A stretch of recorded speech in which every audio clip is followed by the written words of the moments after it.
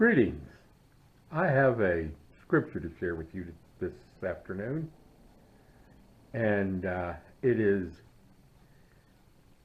from 1 John chapter 4, verse 18. It'll be somewhat familiar. There is no fear in love. Perfect love casts out all fear, for fear has nothing to do with punishment. And whoever fears has not reached perfection in love. We love because he first loved us. And I added on verse 19 at the end. This passage serves us in several different ways. First, it gives us a real word of assurance. Perfect love casts out all fear.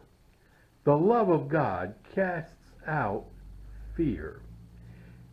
When we hear things like the troubled economy, when we hear things like the trouble with COVID, when we hear things like wars and rumors of wars around the world, when we hear other countries having economic difficulties that this country is allied with, it can be troubling.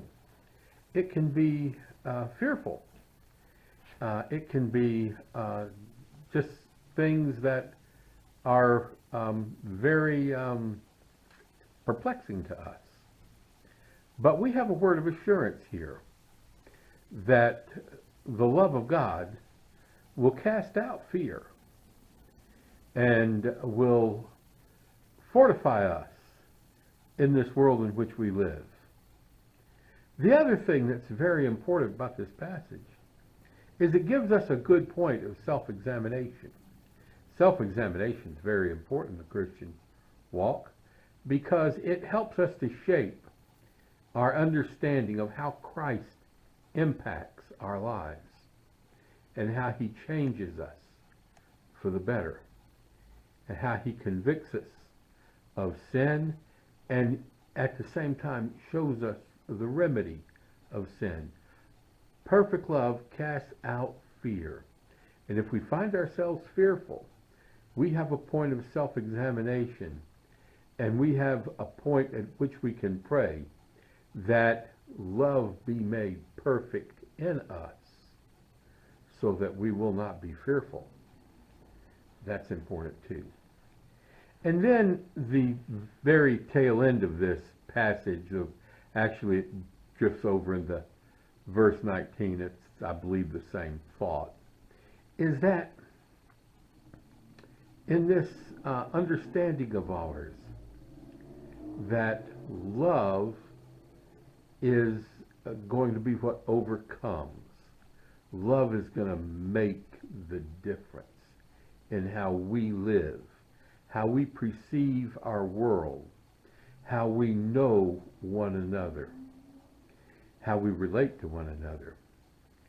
And that this is shown us by the fact that we love God because God has first loved us.